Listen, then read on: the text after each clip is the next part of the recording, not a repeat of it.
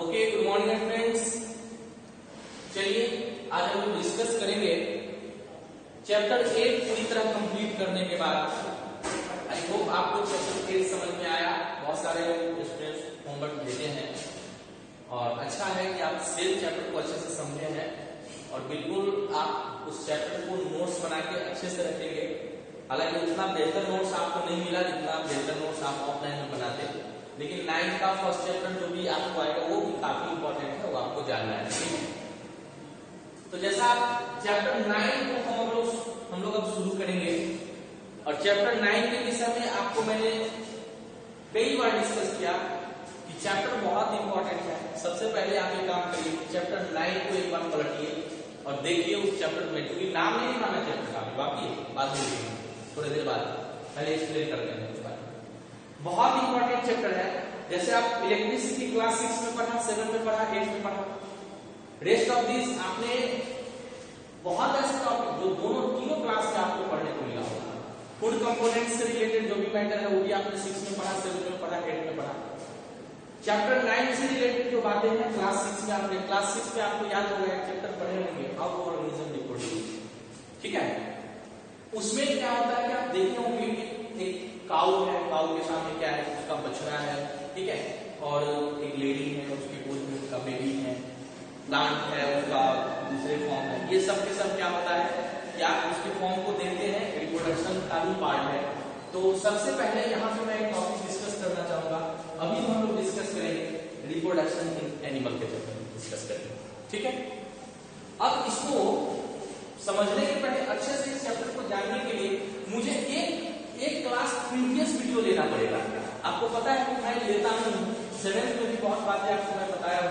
7th में भी आपने दो तरह का रिप्रोडक्शन पढ़ा। सबसे पहले रिप्रोडक्शन होता क्या है इसको आप समझ लीजिए। ठीक है, रिप्रोडक्शन, ठीक है, the process by which living organism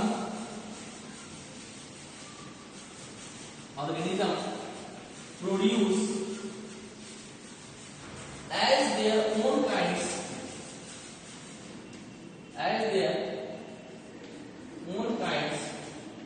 of offspring। ठीक है, अपने जैसे संतानों को जन्म देने की प्रक्रिया रिप्रोडक्शन कहलाता है। ठीक है, ये सब हम लोगों ने प्रीवियस चैप्टर में भी, प्रीवियस क्लास में भी पढ़ा है। अब दूसरा था मोड ऑफ रिप्रोडक्शन।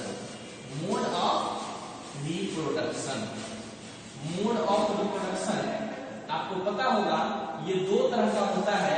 पहला सेक्सुअल रिप्रोडक्शन, बहुत सारे लोग मन में रिपीट कर रहे हैं सेक्सुअल रिप्रोडक्शन। अगला क्या होगा, डिवाइड करो। ठीक है, सेक्सुअल रिप्रोडक्शन। नेक्स्ट क्या है, माइंड में डिवाइड करके देखिए तो क्या है, बिल्कुल आपको पता है। दूसरा हमारा है सेक्सुअल रिप्रोडक्शन, है ना, सेक्सुअल रिप्रोडक्शन। तो ये दो टाइप्स देखे थे, प्लांट में भी और एनिमल में भी। प्लांट में आपने देखा था कि सेक्सुअल रिप्रोडक्शन में सबसे पहले क्या क्या उसमें है। ठीक है, ये सब पॉइंट को डिस्कस करते हुए फिर आगे बढ़ना था। तो उसमें हमने सेक्सुअल रिप्रोडक्शन के ऊपर क्या पढ़ा था उसको जरा आप देखिए। ठीक है, उसको हम लोग रिवाइज करते हैं। चलिए, तो हम लोग अभी इतना आप नोट कर लीजिए और जो हम लिखेंगे उसको भी आपको लिखना है, लेकिन ये रिवीजन टॉपिक का होगा, हम लोग उसको पहले कर लेते हैं, फिर आगे हम लोग समझने में आसान है। ठीक है, देखिए सबसे पहले हम लोगों ने डिस्कस किया था सेक्सुअल रिप्रोडक्शन में फ्लावर के ऊपर। किस चीज के ऊपर, फ्लावर के ऊपर हम लोगों ने डिस्कस किया था। ऐसे सबको याद है, सबको याद है। ठीक है, सबको याद है। अब देखिए जो याद है उसमें हम लोगों ने क्या डिस्कस किया था, जरा इसको देख लेते हैं। देखिए इसको जरा देख लेते हैं। ये क्या कहलाता है, तो स्टॉक कहलाता है। क्या कहलाता है, स्टॉक कहलाता है। और इसको क्या कहते हैं, तो कैलिक्स कहते हैं। इसको रिमाइंड करो, कोरोला कहते हैं। क्या कहते हैं, कोरोला कहते हैं। इसको हम लोग सेपल्स भी कहते हैं, सेपल्स भी कहते हैं। तो इसको हम लोग पेटल्स कहते हैं। ठीक है, सेपल्स और उसको पेटल्स। अब देखिए इसमें समझने की बात ये है, अब दो तरह का प्लांट आप लोगों ने पढ़ा, एक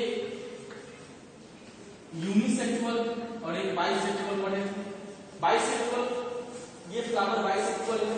यूनिसेक्सुअल कहाँ होता है, तो पपीता का हम लोग एग्जाम्पल दिए थे, पाम का हम लोग एग्जाम्पल दिए थे, देखते हुएगा कि पपीता का पेड़ एक फल देता है, एक सिर्फ फूल लगते हैं। तो जो सिर्फ फूल लगते हैं वो मेल प्लांट है, जिसमें फल लगते हैं वो फीमेल प्लांट है। ये जो यहां से आप देख रहे हैं ये वाला पार्ट, ये जो है ये मेल पार्ट, क्या है, मेल पार्ट। ठीक है। इस मेल पार्ट पर, सॉरी गलती हो गया, फीमेल पार्ट, ठीक है। अभी कुछ लोग हंस रहे होंगे, हाँ गलती पकड़े sir.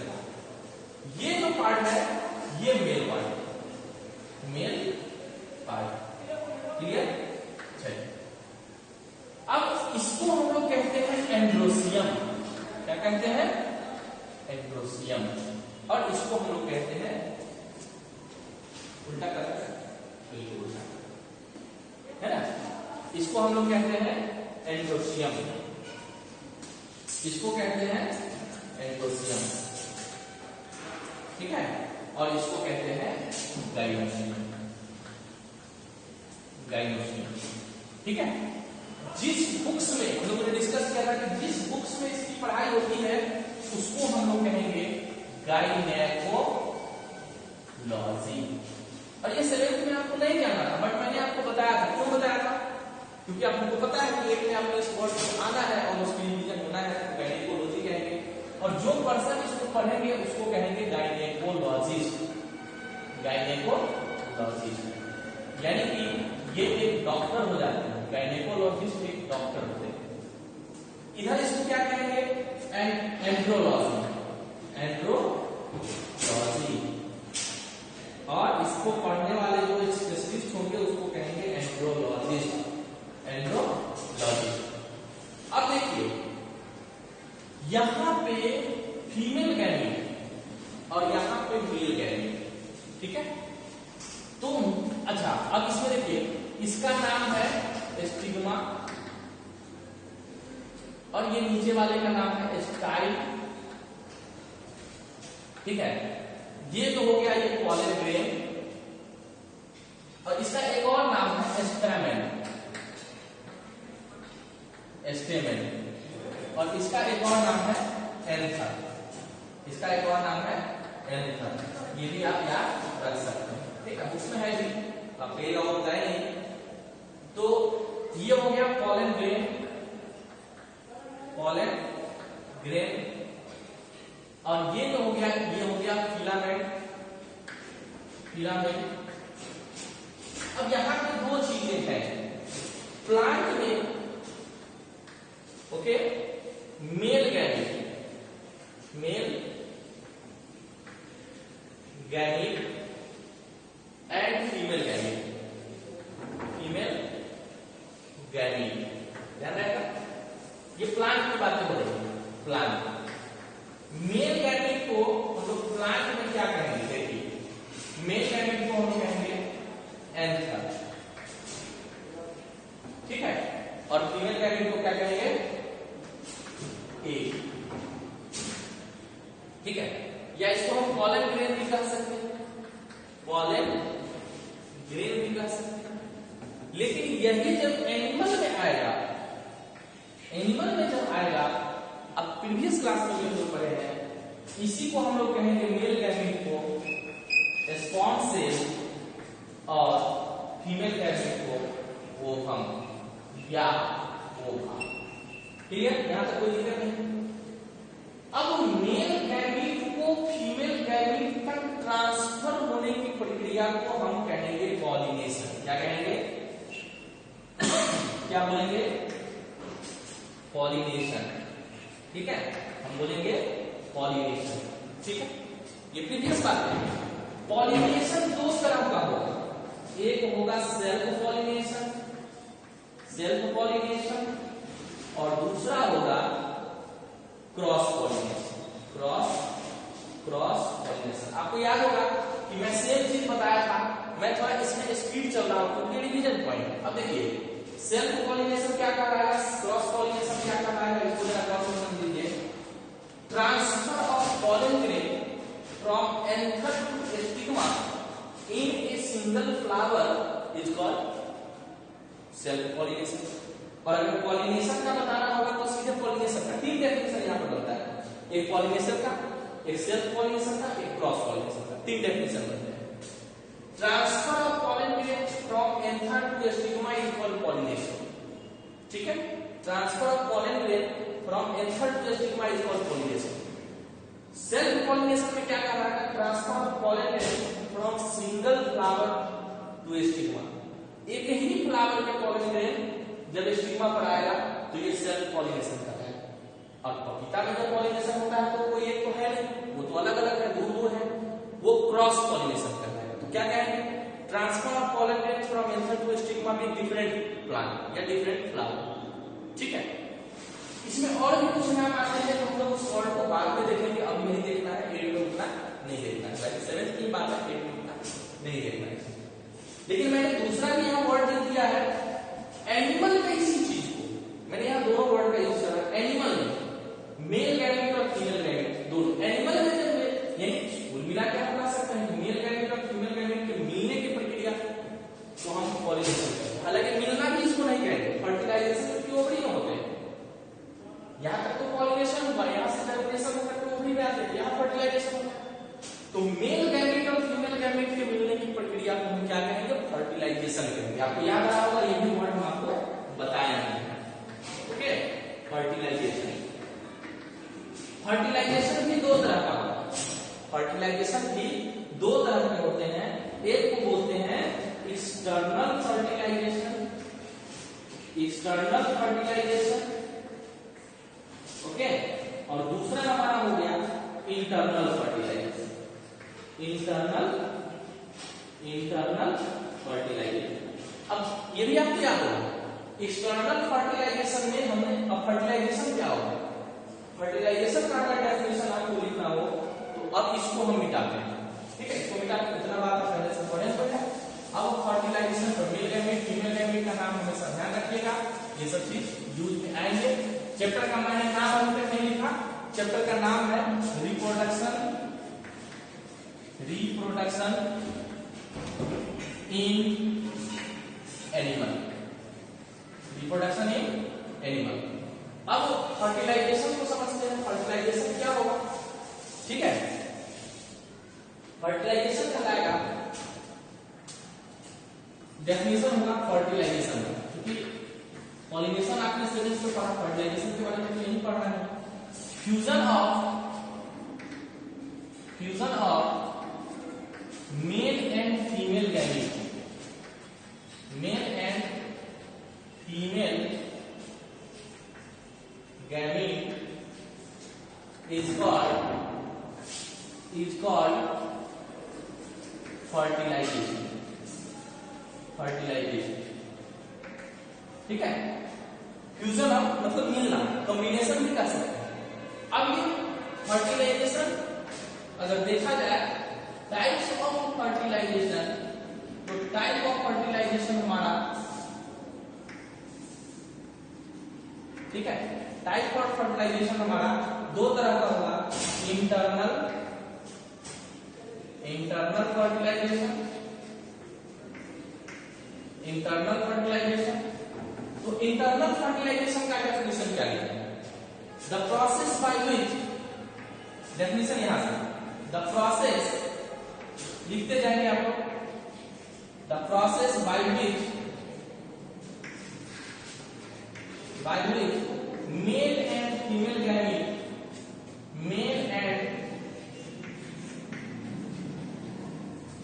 Female gamete, male and female gamete fuse together, male and female gamete fuse together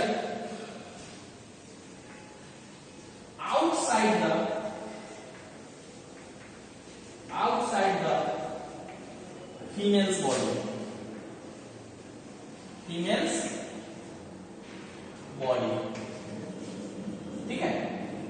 इसका एग्जाम्पल कौन होगा? तो फ्रॉग, है ना, फ्रॉग इसमें एग्जाम्पल है। लेकिन इसमें एसेंशियल एलिमेंट होगा water. Without water external fertilization not occur. Essential element हमारा होगा क्या?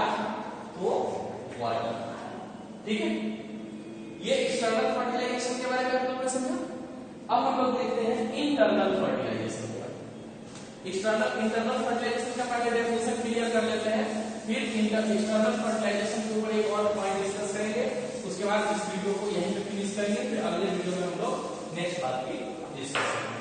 ठीक है, अब दूसरा हमारा है एक्सटर्नल फर्टिलाइजेशन। ओके, अब देखिए यहां क्या लिखेंगे डेफिनेशन? The process